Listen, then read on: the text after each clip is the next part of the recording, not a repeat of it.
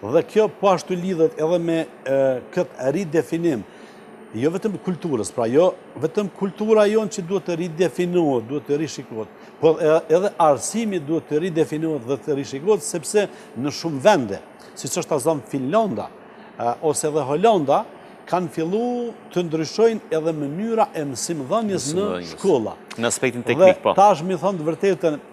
nuk është si para 50 vjetë që ka pas vështirësitë komunikimit, tash me një hyrje në internet ju mund të gjeni edhe metodat ma të avancume të mësimdhënies dhe çfarë unë konstatoj me keqardhje, është që tene ka ende mungesë të vullnetit politik për të bërë reforma, sepse ende dominojnë politikën njerëzit e mendësive të kaluara,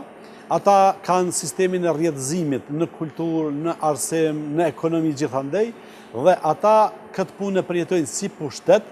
dhe nuk duan të alshojnë këtë pushtet. Prandaj, gjeneratat e reja realisht po vuajnë nga një arsim i dopt publik, edhe jo vetëm fillor, edhe para universitar përgjithsisht, por edhe universitar, dhe unë besoj që edhe debatet e tilla